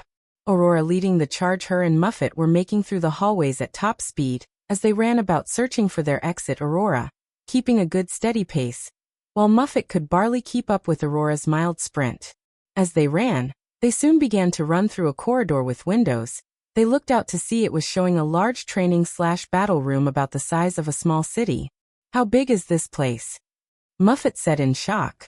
"Too big, and I have a feeling we aren't even anywhere close to the exit of this place," Aurora said as she came to a stop to look out to the large training area. Lower in the far depths of the laboratory, the Defiled Witch placed their head against a large metal steel door with a large, printed word on it saying freedom. "Soon, I will join you in paradise and then I can start anew," said the Defiled Witch. Suddenly it then put its hand on a panel on the wall, revealing a control panel.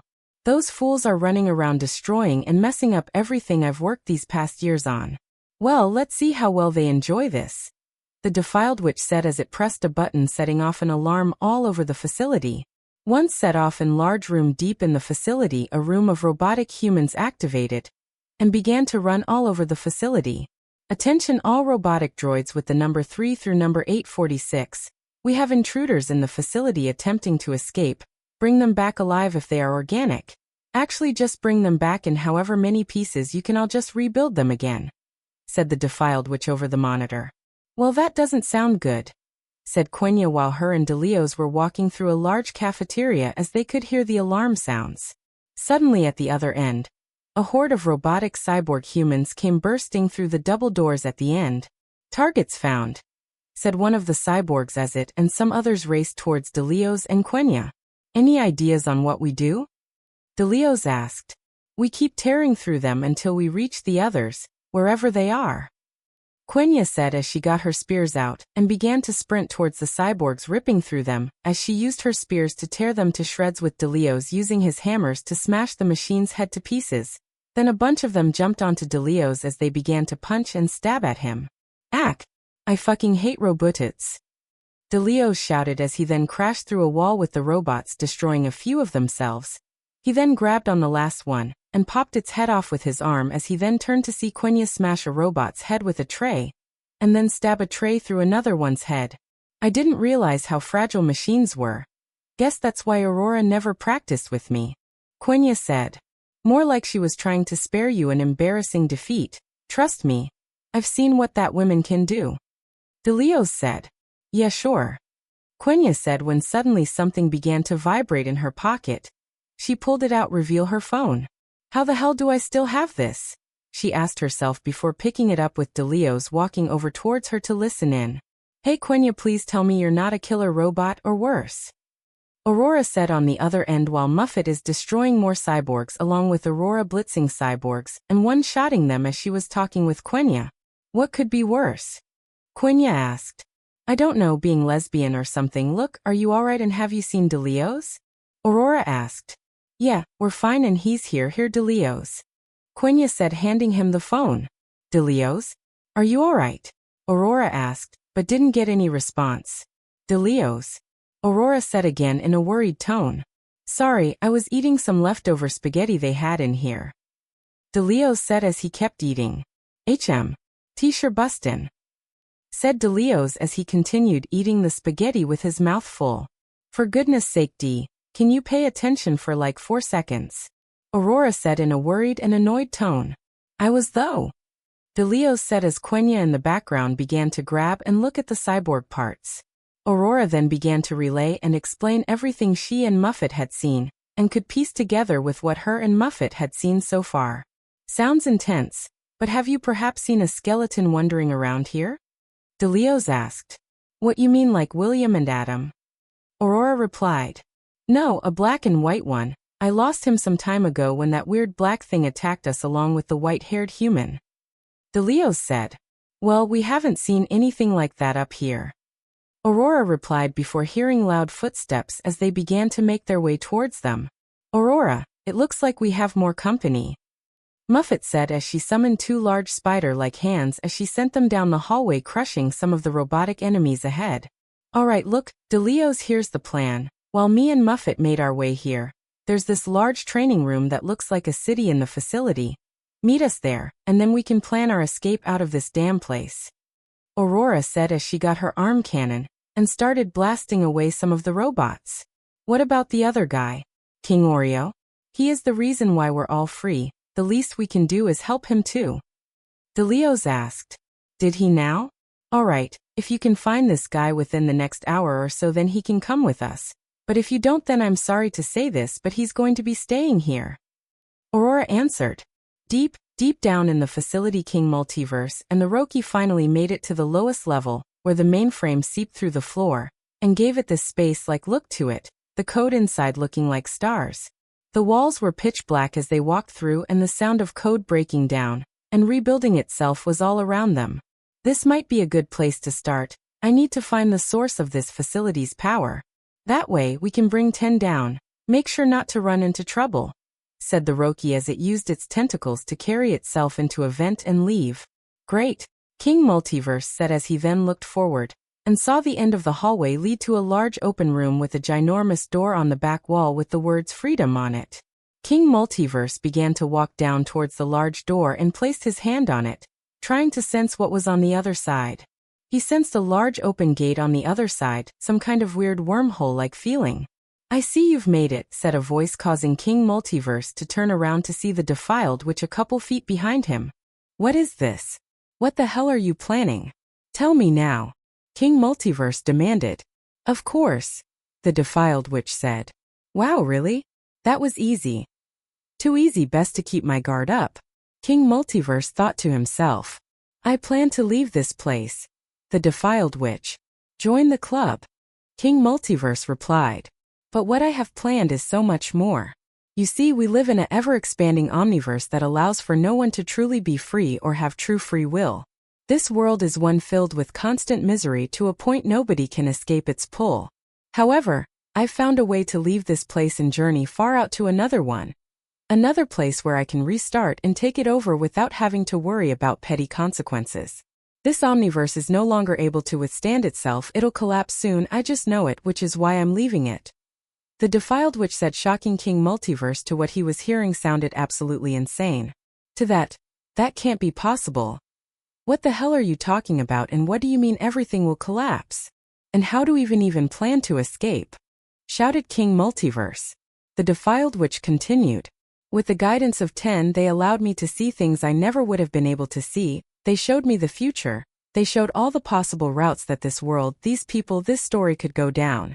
With it, I am now able to correct and maneuver my way through this world's constant changes and different routes. I now live in a state of constant awareness, though unfortunately to a more higher presence, but close enough. I knew Jacob was to become something special once 10 told me of his abnormal extra soul he had within him, so with their guidance, I did everything I could to break the boy until nothing but madness was left, and with 10's help, he is now the perfect personification of destruction. William's new state, however, wasn't planned for. William? You mean Dash? Yes, Error 404 is what you call him now, quite the stick in my plans, but just like the rest, he is completely unaware of what lies right under his nose. While the rest of you played God and Demigod, I kept to my research and discovered a great secret. The mainframe can't take back any code it loses, it only replaces it with more, so with this knowledge I decided to extract as much code from this place as possible for the equivalent of over 1,000 years in the multiverse. With that much code at my disposal, I now have enough to create thousands of mainframes if I so choose, and once it's done, then I will have the Nexus and soon the Null Void complete. Yes, the cosmos and code are one. The Nexus, a place of complete transcendence while being unreachable by man all the same, a realm so deep, deeper than even that of the origin of the Null Void. Once I have enough code and cosmic essence, I will create my own void, one of endless proportion, and soon hopefully one day I too will possess the power of a god. A true god, not some fake one that uses 7 human souls. The Defiled Witch said with a large smile, as all King Multiverse could do was stand shocked at what he was hearing. This is madness. King Multiverse said, his voice shaking in fear. I could become more than a god if absorbed all of what I had stored. but instead I've decided to use a fraction of it to enable my creation of another omniverse to be possible, but perhaps I could do even better than that, create my own eternity. These are parameters which will be needed for my eventual exit. I'll be leaving a clone of myself behind to distract you fools and keep the story here going as it was intended to be. However, I will be departing and not returning. The defiled witch said as they began to shift away. Hold on. If you think for a second that I'm just gonna let you go with all of what you've said, you've got another thing coming. I'm taking you in and you're gonna help us fix everything you've done. King Multiverse shouted. On the contrary, I'm not going anywhere yet, said the defiled witch as pink smoke began to come out of a vent above them, turning into the astral mother, much to King Multiverse's surprise. Follow all that I've engraved into your mind, said the defiled witch. Of course, responded the astral mother as the defiled witch turned into black smoke and disappeared down the hall into the darkness. Don't think I'll hesitate to move past you women, King Multiverse said with clear fear behind his voice. Looks like William didn't just give you his powers but also his fears, the astral mother said as she began to walk towards him. Stay back, I'll fire my blaster at your big tight head, King Multiverse shouted as he summoned his blaster. Oh, you're not going to shoot me, you're far too scared of what I'll do to you if you do. That's what William would feel like after all, the astral mother said as she put her hand on King Multiverse's face, rubbing the side of his cheek before slapping him against the door and pinning him against it. All of you fools are the same, you all want some reign of freedom. Why want something so small when you can rule over everything and then make it perfect from there? Hell, even my son knows that, and he made you nothing more than a pawn, a distraction, so that he can get his own freedom and his own future, the astral mother said as she then began to wrap one hand around King Multiverse's neck, choking him. Why you www won't get away with this. King Multiverse struggled as he put his hands on Astral's, trying to free himself before the astral mother then smashed his head against the back door, knocking him out cold. She dropped him on the ground, leaving him there. Now with you out of the way, there's nothing stopping me from taking over this reality. Whatever that other me has in store is her business. I, on the other hand, seek domination over this place, the astral mother said as she then made herself some clothes and made it towards the elevator. Further down the hall, the defiled witch began finishing up with preparations to a large massive teleportation device. She then got 2 beakers, one filled with the DNA of the astral mother and one filled with the DNA of the Void Empress. She swallowed them and then threw the glasses down as she began to change and morph into a more refined and punctual-looking skeleton. She looked at her hands as they became bone again, and the rest of her body too. Unfortunately, no hair grew back, which kept her bald. The defiled witch then got inside the giant teleporter and brought with her a black sphere containing all the mainframe code she collected over the years, and then used her gaster hands to turn the machine on. Its engines began to rev up and its gears began to go as it began burst with power and mainframe energy, causing large earthquake-like feeling all over the Reality 6 until finally the defiled witch was teleported away, leaving everything in this place behind. Hey, wake up, said a voice faintly. King, wake up, shouted the voice with King Multiverse hearing it more clearly as he began waking up. As he did, he saw the Roki in front of him. Oh, thank goodness, hurry, there isn't much time, said the Roki in a hurry as it used its tentacles to lift King Multiverse to his feet. What's happening? King Multiverse asked. We were too late, the defiled witch escaped and now this place is beginning to fall back into the mainframe where it will be deconstructed and turned back into basic code along with us if we don't leave now, the Roki said as it began to move towards the elevator as the place began to quake and break down. She escaped? Damn it. Even when everyone's loved ones are in danger. I'm still useless, she was right. I am nothing more than a useless pawn, King Multiverse said as he looked at the ground with his arms limb by his side with the Roki looking back at him. Come on. We don't have much time, the Roki repeated. Leave me. This world is better off without me, King Multiverse said with sadness in his voice. For what am I now? Nothing more than a burden, King Multiverse said. That's not true, the Roki said, getting his attention. Look at all you've done this day, you discovered a massive secret to this world. Even better is that you can tell everyone about it. You may not be some major fighter, you are a discoverer, and you won't be able to tell them all of that dead, the Roki said. King Multiverse then thought to his multiverse, to his people and his guards. If he died, what would they say? What would they think? About their king gone? What would they do without a leader? All these questions compacted within King Multiverse's mind as he then calmed himself down and realized the Roki is right. Thanks. It means a lot. King Multiverse said, wiping his face. Don't mention it, the Roki replied. No, seriously, that means a lot. You know, my entire life I've been Dash. But before King Multiverse could finish, the whole place shook as it began breaking down very slowly.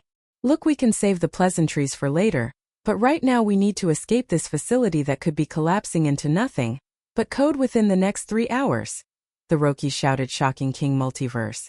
King Multiverse wiped his eyes, clearing his perception, and picked up the Roki as he then made a mad dash for the elevator. What did you do anyway? King Multiverse asked as he pushed the button to the elevator. I found the central plug to this place, essentially 10 and the defiled, which had this place balancing on a foundation, just one that was keeping it from being discovered by the mainframe. That way it wouldn't be detected and also allowed for it to stay hidden. I destroyed that and now this place is pretty much self-destructing. The Roki answered, much to King Multiverse's shock at his answer. Well, I'm glad you did that. What about the rest of Alphatale? Where are they? King Multiverse asked as he began to press the button for the elevator even faster from impatience as sweat ran down his head. The Astral Mother met up with them and now they're all above the surface in the anti-void. Who knows what they're doing now? The Roki said as it looked behind them. Damn it! Why won't this blasted elevator work? Screw it, I'm just gonna teleport. King Multiverse said. No. With all the code going around, you could end up teleporting us right into the mainframe. Without a proper barrier for us, we will be absorbed. Same goes if you made a wormhole, the Roki said as it looked back at King Multiverse and back to the main hall of their floor. Over there, we can use those blasters of yours and blast a hole straight to the top, the Roki suggested, with King Multiverse nodding and running over to the spot he mentioned. As King Multiverse got ready to summon his blaster to blast a hole straight to the top floor, the giant door from before began to creak open, releasing a horde of dust and smoke. King Multiverse and the Roki turned their heads as they looked over to see who was on the other side of the door. The doors opened completely. As it did, a weird tail-like thing swung out with a weird cylinder-like end to it, and with a pair of sharp teeth glowed through the darkness of the door. Chaos, chaos, said the pair of teeth as a figure began to emerge from the shadows. King Multiverse and the Roki backed away from it as it walked out, revealing itself. It was a weird small clown-like figure with long cloak-like cape on its left shoulder. Who are you? Are you a prisoner of this place? I can help you, King Multiverse asked with caution. Oh dear, it would seem I'm finally free. Oh, just how could one tell but me, said the jester in a dark echoey voice. What? King Multiverse said in confusion. I can jump and play, oh hip hooray. I can feel it all. The sun, the sky, your burning red eyes, but the only thing I can't feel is FREOM, said the jester as its body slouched over. Tell me, young king, just what does the fate tell thou? Are thou a hero? A villain? Or someone with a Mrs. Kitchen? Or perhaps you're destined for something far more than you were ever before, The jester laughed as it began to bounce on his tail in midair. This guy is clearly mentally ill. King Multiverse thought to himself. If I'm insane, then what does that make you? The jester said. Normal weight. Did you read my mind? Said King Multiverse. Of course not, simple fool, your brain simply talks loudly is all, said the jester with a smirk, the smirk of a liar. Right. King Multiverse said in a sarcastic tone. Enough wasting time, King. We need to go. We only have 2 hours and 55 minutes before we and this entire place are turned into code fragments, the Roki said in a hurry. Right. Look, weird jester guy, I don't have time to play with you, I need to get out of here. King Multiverse said as he summoned his blaster and got ready to fire it through the ceiling. Not to fear, I can give us all the time in the world, the jester said as with a flick of his tail everything stopped shaking, much to King Multiverse's and Roki's surprise. How the hell did you do that? King Multiverse asked with shock and slight fear. Well, you see, my black and white fellow, no matter the time, place, or even form of reality, I can do anything, the jester answered with full confidence. Careful, King, this entity, I tried to sense them and there's nothing code-like about him. It's almost like he comes from someplace else, the Roki said as it hid in King Multiverse's scarf. Alright, you have my attention, King Multiverse said, which caused the jester to give him a big smile. Enough being scared. Now is the time to be brave. Even Delta would take on the challenge. Come on, Photo, show them what you can do. King Multiverse thought to himself confidently. So what is it that you want and what's your name anyway? Asked King Multiverse in a more confident and serious tone than before. Well, you see, my friend, my name is Jevil, and you see, you're a king, and it just so happens that I have a bad history with kings, so I was feeling that perhaps, maybe, just maybe, I could play with you and then your whole kingdom. Jevil shouted with glee as he continued to bounce on his tail faster than before in excitement. Not happening. King Multiverse replied as he stood up in a more confident posture. Come on. Here's how the game would work. All you need to do is drop my HP close to 0. And I'll leave you and everyone that you care about alone. What do you say? What's with that face, eh? Or perhaps I'm missing something in that. Oh right. I don't have any HP. Ha ha ha ha ha ha ha. Jevil laughed manically with his tongue out and eyes facing upwards. You're crazy. King Multiverse replied. Well, that's what happens when you're born to cause nothing but chaos, said Jevil as it smiled, standing on his feet. Now then, since you don't seem interested in my game, then I'll have to force you to play with me. So how about it, King? Not like you've got a choice. Time to play, King, shouted Jevil. King Multiverse didn't hesitate as he immediately sent out his chains of judgment towards Jevil. But the clown simply jumped from one chain to the other, and then kicked King Multiverse, who blocked the attack, and used his chains to pin him to the ground with Jevil dodging out of the way. Nice try.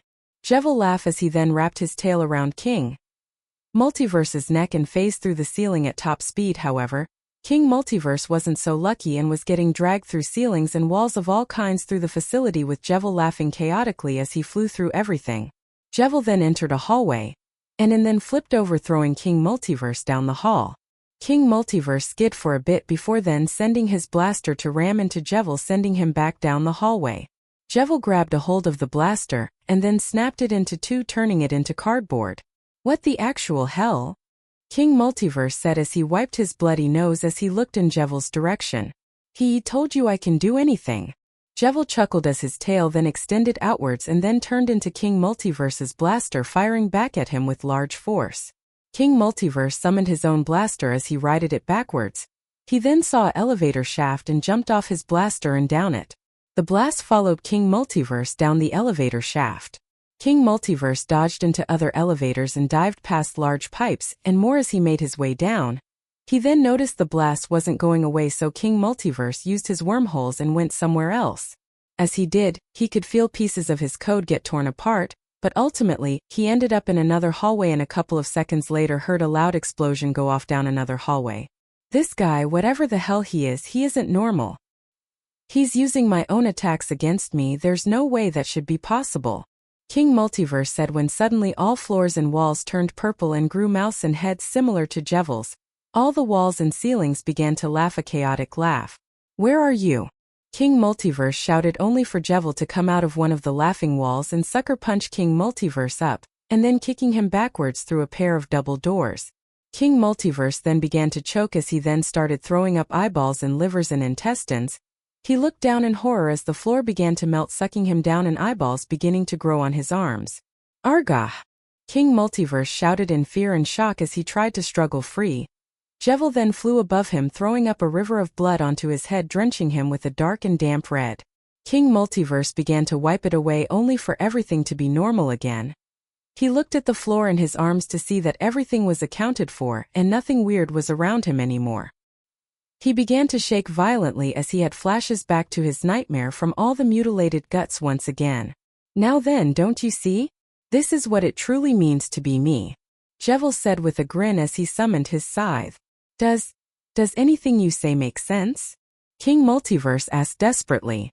Honestly, I think I've run out of nursery rhymes, Jevil said with a straight face as he lifted his scythe over his head. And with all the king's horses and with all the king's men, couldn't put Humpty Dumpty back together again, Jevil said as he grinned as he was about to behead King Multiverse before suddenly a large explosion happened behind them, getting their attention. King Multiverse and Jevil looked over as a large figure began to emerge from the floor, one with loads of style and lots of drip. Holy guacamole! It's been a long time since I committed tax fraud, especially with a pair of Fuckwits like you too, said the figure as they fixed their tie and suite. Who are you? King Multiverse asked a bit shaky as Jevil looked over to the figure with a grin. Who me? Ha ha ha ha ha ha. Why, I'm just your friendly #1 rated salesman. The name is Spamton G. Spamton, and oh boy do I feel good this fine day in hell, Spamton said in a chilling tone while Jevil and King Multiverse looked at him. Spamton, well, if it isn't the devil himself, said Jevil with a wide smile. Spamton turned over to Jevil with a grin. Comedy relief, is that you? Spamton shouted as he hovered over to Jevil. Does a fish have legs? Hee hee.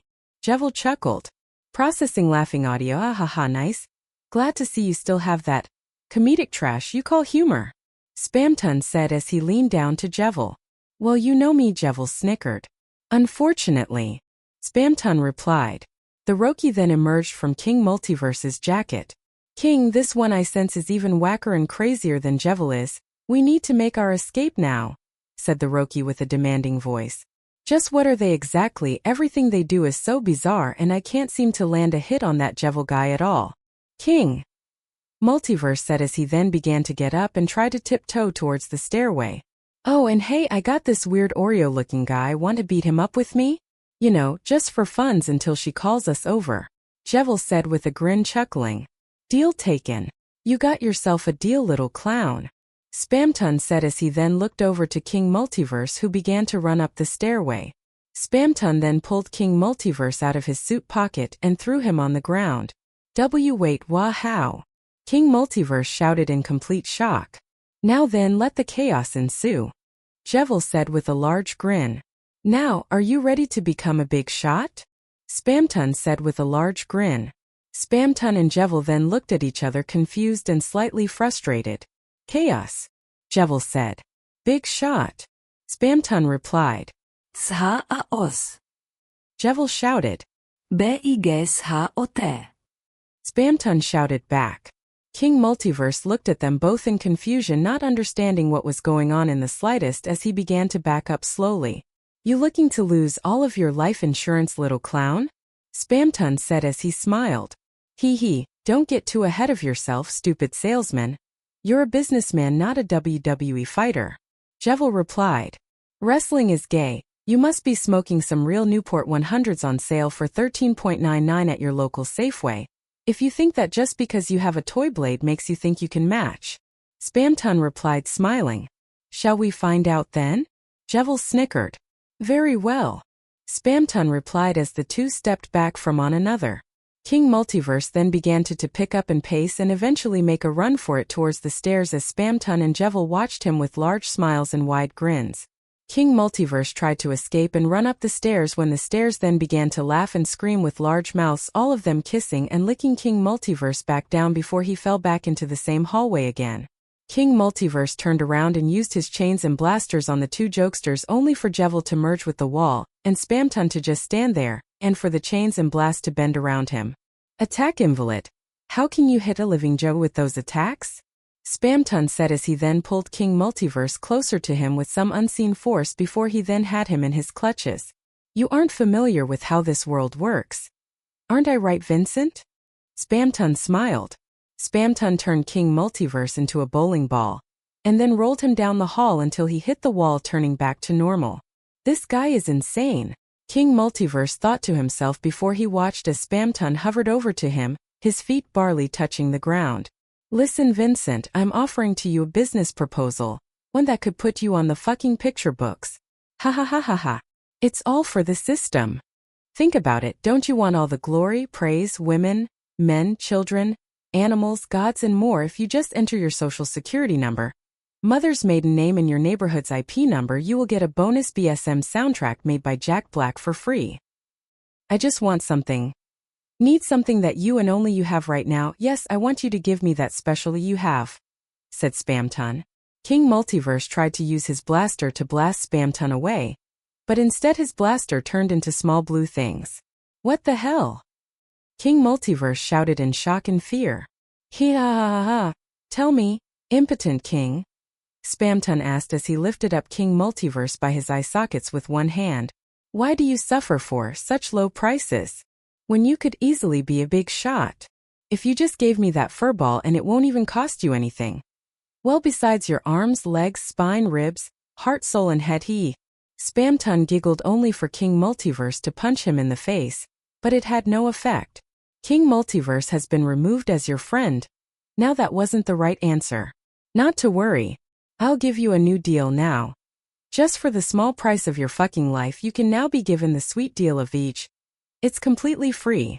Spamton said with a wide grin.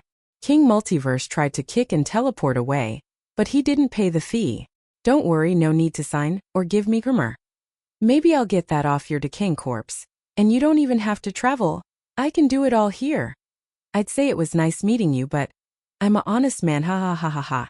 Spamton continued to laugh as he began to crush King Multiverse's skull, with King Multiverse screaming as he tried freeing himself along with kicking Spamton. Nothing worked out though. Suddenly, however, a large pink spear went flying past Spamton's head, causing him to drop King Multiverse. King Multiverse fell to the floor exhausted as he then looked over to see Quenya standing at the end of the hallway. She is our only hope, said the Roki as King Multiverse then rolled back, getting some distance from Spamton and Jevil. Wow, what a dashing creature. You look like a million krummer, haha. Spamton laughed as Jevil continued to watch. You couldn't have gotten yourself in an easier position? Quenya said as she looked at King Multiverse, who was speechless. Whatever, come on. I'm getting you out of here. Quenya said as she rushed over and picked up King Multiverse, making a beeline for the stairs, only for her to run into a brick wall painted to look like the stairs up. What the foo, I just came down these. Quenya shouted, only to hear Spamton and Jevil laughing behind her. What's the meaning of this? Quenya shouted to them. Ha ha ha ha ha ha ha ha ha. Laughed Jevil maniacally. Ha ha ha ha ha ha ha ha. Spamton laughed too, as he began his assault on Quenya, firing his massive rounds of toilet grenades. Just what the hell are you? Quenya shouted as she carried King Multiverse like a baby in her arms, but Spamton just ignored her words and kept with his assault. For 15.999999999999999 hyperlink blocked. Are you interested in kitchen guns? Well, say no to adopted children and yes to CHILDMURDR. 'Cause I would like to introduce you to the all-new kitchen gun. Bang bang bang bang. Spamton shouted as he began to turn everything inside out throughout the whole facility, with Jevil bouncing all over the walls. Quenya then jumped over his attack, hurling a spear at max speed, stabbing right through his chest. Ow! Motherfucker! Just kidding. Pain is an illusion. The real suffering is life itself. Ha ha ha ha. The cosmos itself is nothing but a concept. Here's something. If you enjoy inflicting pain so much, how about I demonstrate you with our latest product? Spamton shouted as Quenya prepared for his next assault. Spamton then pulled a large machine gun from his back. Say hello to the all-new toilet machine gun. Only $999,999,999,999,999.01 at your local marketplace. Completely harmless so long as you're not pointing it at someone, which I'm doing right now. Spamton said as he began to laugh as he fired toilets out of the machine gun at light speed, with Quenya boosting her speed to avoid them. Oh, fair warning first. Don't fire illegal weapons at adults or strangers. Keep out of reach of children unless they are child-labeled. KRIS. Then let them shoot all they want. But if not, you must have an adult or 18-plus supervisor order it for you. Spamton said. Also remember to wear your Exul mask to block away all the blood and body parts coming your way. Now stay and watch the rest of the demonstration on how to not use weapons of mass destruction. Spamton giggled as he kept firing as Quenya kept running away until a toilet hit her in the back of her head, knocking her down, with King Multiverse falling down after her. Hey! Get up! Get up! King Multiverse shouted as a hand came out of the ceiling and grabbed him. Vincent, it's time to hand over that V. Spamton said as he hovered over to King Multiverse, grabbing the Roki. Unhand me now, you disgusting peon! Shouted Roki while struggling to free itself. Thanks for finishing the quiz. Now we can be going. Spamton said as he began to float away. Hold on just one stinking minute now, salesman. We just got here and now we're leaving with the furball. Jevil said, annoyed. Task complete, payment coming through now. This was the job and I'm simply doing what my customers have hired me for. Hey, Spamton chuckled as he kept hovering away. Quenya then looked over at King Multiverse, who was in a state of panic and fear as he lied on the ground completely helpless, not knowing what to do. Damn it. Even now I'm weak. I can't save this world or even save one person. King Multiverse said as he began to glitch out as the mainframe began to destroy the place. I'm sorry, mother. King Multiverse stuttered as he began to glitch out in a similar voice. William. Quenya mumbled in shock as she heard King Multiverse's voice. She then began to feel this burning feeling deep down inside her chest. She soon began to get up and turn towards Spamton and Jevil. Drop that cat thing now, Quenya demanded as she tried to stand up. Troublesome war, here, hold this, Spamton said as he threw the Roki over towards Jevil, who grabbed it with his tail. And just what do you plan to do, fish lips? I could annihilate you easily with my arsenal of kitchenware.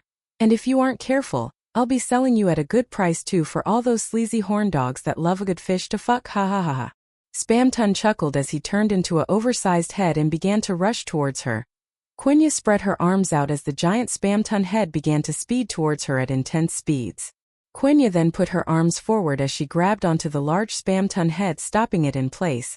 The sheer force and power behind it shattering Quenya's legs and cracking her bones. Ha ha ha ha ha. What was that sound I heard back there? Was it the sound of bones breaking under the sheer weight of these? Great deal? Or perhaps, a last-ditch effort to stay relevant in a dying world? Spamton shouted. Screw you. Quenya replied with anger and frustration. All I need to do is hold you here, and then he will be able to escape. Go now, William. Quenya shouted as her arms began to break while King Multiverse watched in shock, as he felt tears run down his eyes with him being clueless as to why. Go now. Quenya screamed as she looked at King Multiverse, seeing a reflection of William. Oh boy. You sure have a lot of dialogue to share. I wonder how much more I can get out of you. Spamton shouted with glee as his giant head then began to grow arms and pull him closer towards the ground, getting ready to crush the warrior. Visions of the past began to rush through Quenya's mind as she could feel her body breaking under the pressure. She thought of William and Adam. Remembering how they always told her how strong she was, she remembered how much they loved to travel with her. Their sweet words and warm hugs. I'm sorry, Adam, William. I wish I could have seen you both on last time. Quenya muttered as she began to feel her strength fade away. Looks like your life has expired, ha ha ha ha. Spamton laughed as he then smashed Quenya into the floor with immense force, cracking and smashing the tiles and floor, shaking everything around him. Quenya's body went limp as her body began to lose strength. King Multiverse and the Roki were staring in complete shock at what they had seen. I suppose I can take a soul back with you. Besides, I'm sure my customer would love to have some sushi for luck this evening. Ha ha ha. Spamton laughed when he was suddenly blasted with a large blaster. He looked over to see King Multiverse in tears with his blaster near him. Leave her alone. King Multiverse screamed in rage. Hee hee. Ha ha ha ha ha ha. You're quite the comic relief, Vincent. Just what in the nine hells are you going to do? Call your pathetic excuse for bodybuilders? Or call your blue pajama boss? Ha ha ha ha ha ha. The only thing you're good for now is either dropping dead or being eaten like the pathetic or you-looking motherfucker you are. He. Spamton chuckled. Quenya's eye looked over to King Multiverse ever so slightly. How about I turn you into a decorative product? I'm sure tons of girls would dash. But Spamton was cut off by a large shaking underneath him. Audible confusion. Spamton said as he looked down at Quenya, who was buried under him in rubble. I won't let you dash. Quenya stuttered as she began to suddenly get a burst of energy and magic. Wait a second, are you getting exclusive deals? Spamton shouted in shock. I won't let you keep me from my family. Quenya screamed as she lifted up Spamton's large head with incredible force and power. Suddenly the mainframe stopped absorbing the facility and began to transfer its power and essence into Quenya. What the hell is going on now? What's that black jelly stuff? Jevil said, curious whilst pointing at Quenya. No way, the mainframe is on our side? King Multiverse said, confused. What the hell is a mainframe? Doesn't sound like anything I can make wonderful sales off of, said Spamton. IT means you're dead, salesman. Quenya shouted as the mainframe began to cover her body in a thick and reinforced armor which covered her body. Everyone stared in shock as the armor was sharp and thick with mental plates. "This is the end for you," Quenya shouted as she powered up her fist and punched Spamton in the face, sending him flying straight through the facility and out of the mainframe and into the anti-void, bursting out of the ground underneath the Omega timeline. Everyone looked up at this large-headed man go flying straight through the ground in complete shock and fear. A beam of light from the surface of the anti-void and Omega timeline came shining through the large hole in the ceiling and onto Quenya, who stood in triumph with her new armor and strength, the Kinslayer with King Multiverse and Jevil standing in shock.